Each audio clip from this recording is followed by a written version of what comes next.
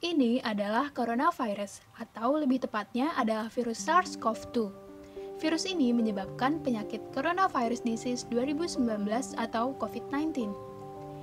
Berawal dari Wuhan di Cina, virus ini menyebar dengan cepat ke provinsi lain, bahkan ke berbagai negara lain, dan seketika membuat COVID-19 menjadi global pandemic.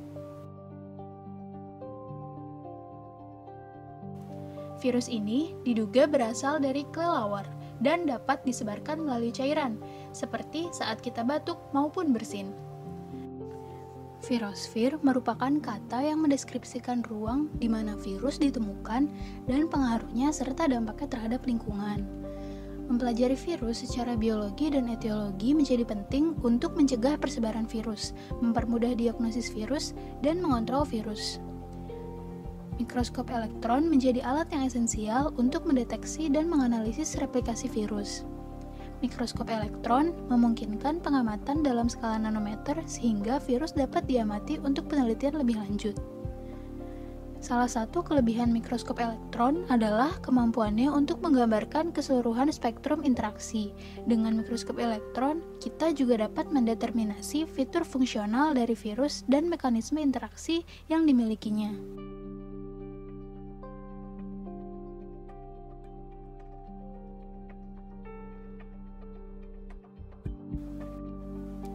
Seperti yang kita ketahui, perubahan fenotip pada host yang teramati dapat menjadi indikasi keberadaan virus. Tetapi, untuk mengonfirmasi adanya infeksi virus diperlukan analisis lebih lanjut. Analisis menggunakan mikroskop TEM merupakan langkah awal yang baik dalam diagnosis virus. Metode yang digunakan dalam deteksi secara langsung tersebut dilakukan dengan homogenisasi jaringan dan negative staining. NS atau negative staining telah ditetapkan sebagai teknik pengamatan melalui mikroskop elektron yang cepat, kuat, dan universal selama lebih dari 60 tahun, dan masih memainkan peran yang penting dalam bidang ini.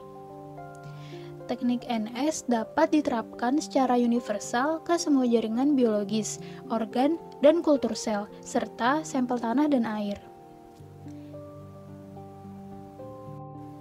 Ciri khas mikroskop TEM adalah open view, sehingga mampu menampilkan jumlah virus dan bentuk virus yang ada atau informasi lain yang di luar dugaan.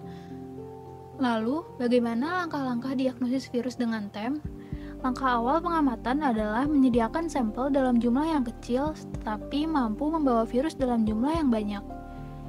Struktur partikel, ukuran, stabilitas molekul protein, kapsid virus atau ribonukleoprotein dapat teramati oleh mikroskop TEM dan dapat membantu secara langsung untuk mengidentifikasi virus hingga tingkat family. Dari hasil pengamatan tersebut, langkah selanjutnya dapat ditentukan seperti bioassay, serologi, atau biologi molekuler, sehingga genus dan spesies virus dapat teridentifikasi. Berdasarkan kemampuannya untuk mengenali kontaminasi, analisis TEM yang cepat sangat penting untuk pengendalian sampel atau persiapan virus yang digunakan untuk produksi antibodi atau langsung untuk vaksinasi. Hasil analisis TEM yang cepat dan akurat berperan penting untuk diagnosis yang efisien dalam kasus wabah atau epidemi virus regional yang tak terduga.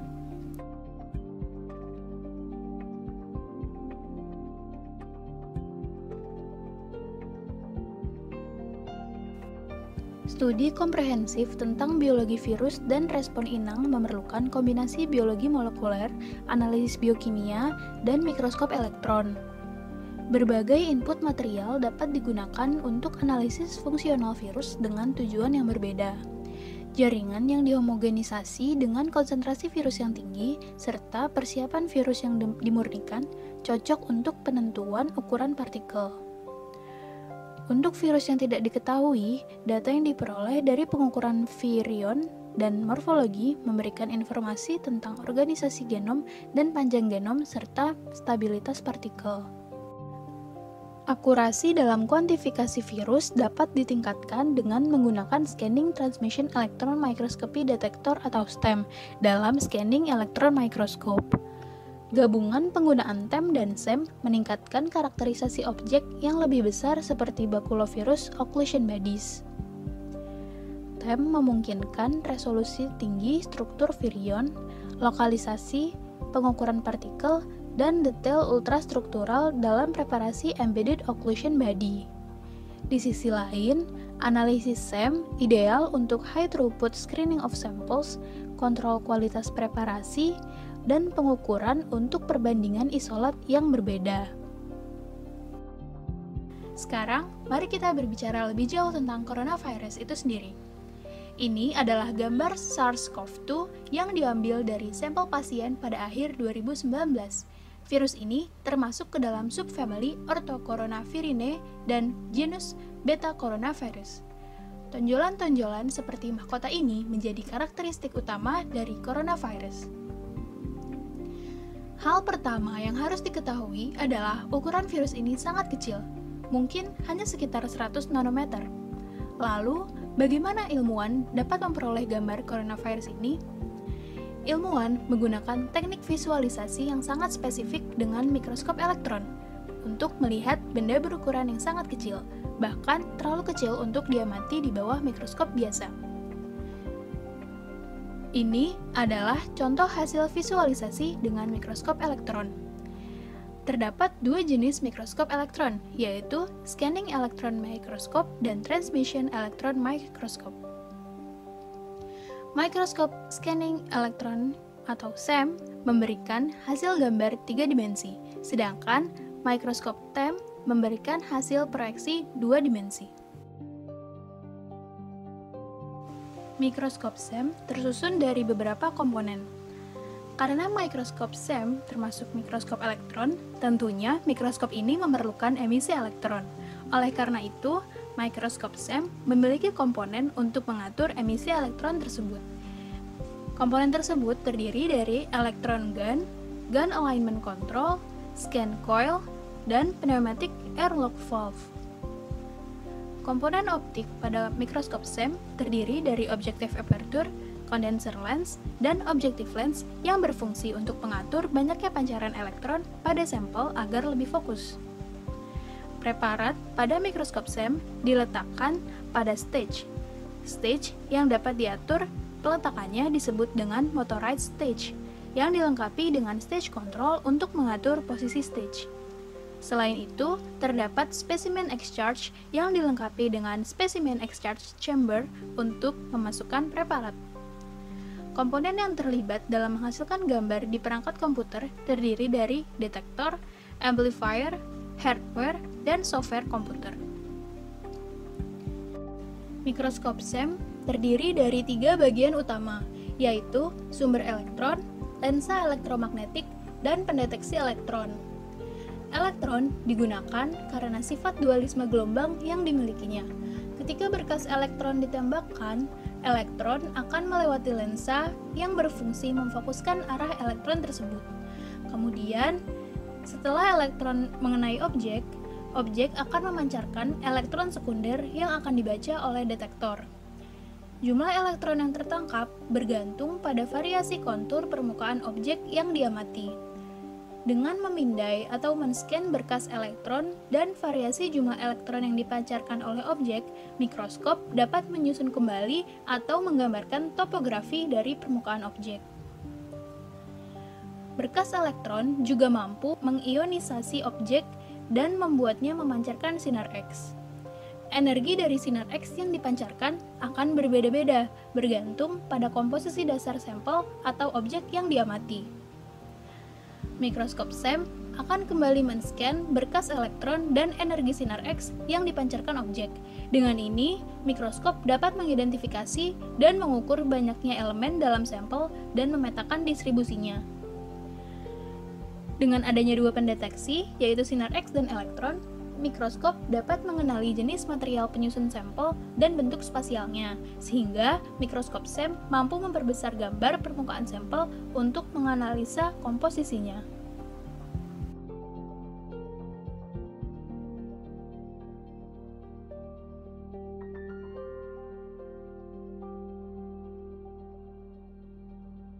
Mikroskop TEM terdiri dari beberapa komponen, yaitu sistem vakum, sumber emisi elektron atau elektron gun, serangkaian lensa elektromagnetik, serta pelat elektrostatik. Sistem vakum dapat membuat elektron bergerak dan lebih mudah dikendalikan.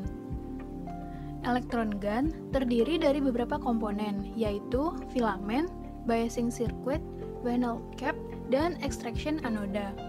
Dengan menghubungkan filamen ke komponen negatif power supply, elektron dapat dipompa dari elektron gun ke plat anoda dan kolom TEM. Condensers atau aperture terbuat dari pelat logam anular. Kondenser dapat mengontrol ukuran dan intensitas berkas elektron yang akan melewati sampel. Condensers dapat berupa kondensers tetap di dalam kolom seperti pada lensa kondensor atau kondensers bergerak yang dapat dimasukkan atau ditarik dari arah datangnya elektron atau dipindahkan dalam bidang tegak lurus dari arah datangnya elektron. Condenser assembly adalah perangkat mekanis yang memungkinkan pergantian ukuran aperture yang berbeda yang dapat digunakan oleh operator untuk mengurangi intensitas dan efek kondenser. Sampel diletakkan pada spesimen stage yang dilengkapi dengan airlock yang memungkinkan penyisipan sampel ke area vakum tanpa membuat udara dari luar masuk ke area mikroskop. Objective lens atau electron lens berfungsi untuk mengatur perbesaran objek yang diamati dan dapat beroperasi secara elektrostatis atau magnetis. Lensa ini dirancang untuk bekerja seperti lensa optik, yaitu dengan memfokuskan elektron paralel pada jarak fokus yang konstan. Lensa elektromagnetik dan pelat elektrostatik memungkinkan operator untuk mengarahkan dan mengontrol berkas elektron sesuai kebutuhan. Alat imaging kemudian digunakan untuk menyusun gambar dari elektron yang terbaca oleh detektor atau CCD kamera. Prinsip kerja mikroskop TEM sebenarnya mirip dengan mikroskop cahaya biasa. Yang membedakan adalah mikroskop TEM menggunakan pancaran elektron, bukan cahaya. Selain itu, pancaran difokuskan menggunakan koil magnetik dan bukan lensa kaca. Spesimen akan dimasukkan ke dalam vakum melalui sebuah airlock dan ditempatkan di jalur pancaran elektron. Sebelum diamati, spesimen yang digunakan dalam TEM harus melalui preparasi khusus. Spesimen harus cukup tipis sehingga bisa dilewati oleh elektron. Selain itu, spesimen juga diwarnai dulu dengan bahan elektron dense. Sumber pencahayaan pada TEM adalah sebuah filamen atau katoda yang memancarkan elektron di atas sebuah tabung silinder panjang. Bagian dalam tabung memiliki vakum untuk memastikan pancaran elektron dapat melalui tabung tanpa bertabrakan dengan molekul gas yang dapat menyebarkan elektron dan mengurangi resolusi TEM. Pancaran elektron akan terbentuk dari ujung filamen yang dipanaskan. Elektron dipercepat menggunakan voltase tinggi, sekitar 60–1200 kV, tergantung tipe TEM-nya. Pancaran elektron ini akan bergerak melalui tabung dan difokuskan oleh koil-koil magnetik di sepanjang tabung. Beberapa elektron yang melalui spesimen akan tersebar oleh struktur yang memiliki bahan elektron dense ini. Dan sisanya akan difokuskan untuk membentuk sebuah gambar. Gambar ini dapat diamati pada layar phosphorescence atau direkam menggunakan kamera digital resolusi tinggi. Elektron yang tersebar akan hilang dari pancaran, sehingga daerah spesimen yang tebal akan terlihat sebagai daerah gelap yang fluks elektronnya tereduksi. Lalu, bagaimana cara mendeteksi virus corona ini dengan mikroskop TEM? Pertama-tama, virus diisolasi dari sampel nasofaring dan orofaring dari pasien yang diduga positif COVID-19. Sampel orofaringeal diencarkan dengan media transfer virus yang mengandung swab nasofaring dan antibiotik, nistadin, dan penicillin streptomycin. Sampel lalu diinkubasi selama 1 jam pada suhu 4 derajat Celcius sebelum diinokulasi ke sel vero. Sel vero adalah sel lain yang berasal dari ginjal monyet hijau Afrika yang umum digunakan sebagai continuous cell lines dalam penelitian mikrobiologi serta biologi sel dan molekuler.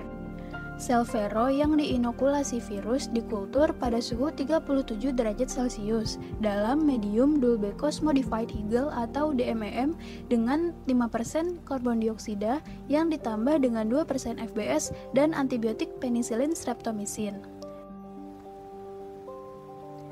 Proses kultur virus SARS-CoV-2 ini dilakukan di laboratorium biosafety level 3. Setelah 3 hari virus diinokulasi, virus diamati dengan mikroskop TEM. Sel vero yang diinokulasi virus diinkubasi dengan paraformaldehid 2% dan glutaraldehid 2,5% dalam buffer fosfat dengan pH 7,4 untuk mencegah terjadinya autolisis sel vero yang terinfeksi virus.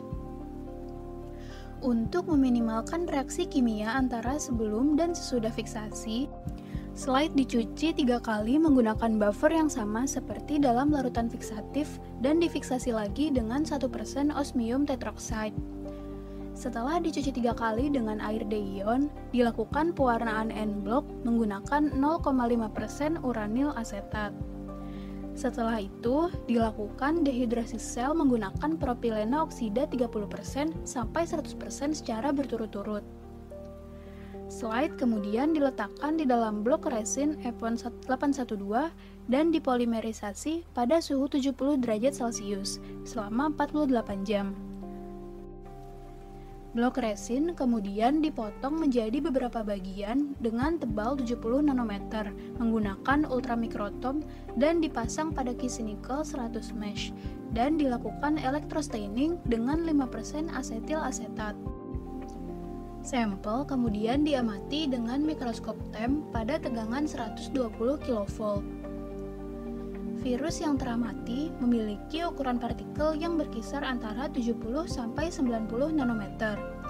Virus dapat teramati pada berbagai organel intraseluler, terutama pada vesicle cell, seperti yang terlihat pada gambar yang ditunjuk dengan tanda panah putih. Struktur dari virus SARS-CoV-2 sebenarnya dapat diketahui dari hasil imaging menggunakan mikroskop TEM. Akan tetapi, tampilan lengkap dan ultrastruktur pada permukaan virus ini tidak dapat diamati dengan menggunakan mikroskop TEM. Pengamatan menggunakan mikroskop SEM dapat dilakukan untuk mengetahui lebih lanjut tentang struktur lengkap virus ini. Lalu, bagaimana cara mengetahui struktur virus ini dengan menggunakan mikroskop SEM? Sebelum diamati, virus harus dipreparasi terlebih dahulu. Preparasi spesimen yang mengandung virus harus dilakukan di laboratorium biosafety level 3. Sama seperti pada pengamatan dengan mikroskop TEM, sampel dari swab nasofaring dan orofaring pasien diencerkan dengan media transfer virus. Spesimen kemudian diberi beta-lakton untuk menginaktivasi virus. Sampel virus yang diperoleh dari pasien akan diambil supernatan kulturnya, lalu disentrifugasi pada kecepatan rendah untuk menghilangkan fragmen sel. Pelet yang terbentuk akan diambil lalu diresuspensi dengan buffer TNE. Sebelum diamati menggunakan mikroskop SEM, virus yang sudah dipurifikasi akan melalui prosedur fiksasi dan spatter coating. 200 mesh copper grade dilapisi dengan polyalisin 1% dan dibilas dengan PBS pH 7,2. Virus yang sudah didilusi dengan TNE diteteskan di atas copper grade dan dibiarkan menempel selama 30 menit. Sampel akan difiksasi dalam glutaraldehid 2,5% selama 30 menit. Lalu dilanjutkan dengan osmium tetroksida 1% selama 30 menit. Setelah itu, sampel didehidrasi menggunakan seri etanol 50%, 70%, 90%, dan 100% masing-masing selama 5 menit. Sampel kemudian ditaruh pada spesimen stab SEM menggunakan cat konduktif lalu dilapisi dengan emas setebal 10 nanometer dalam spatter coater. Para ilmuwan telah bekerja keras untuk mencari informasi lebih jauh tentang virus ini. Salah satunya adalah dengan cara melakukan imaging dengan bantuan mikroskop SEM dan TEM yang dapat menggambarkan dengan jelas struktur dari virus corona ini. Para tenaga medis di seluruh dunia juga telah bekerja keras untuk menangani pasien COVID-19. Untuk itu, kita sebagai masyarakat harus menghargai peran para ilmuwan dan tenaga medis dengan cara terus menjaga kebersihan dan melakukan social distancing untuk mengurangi penyebaran virus ini. Stay safe, stay at home.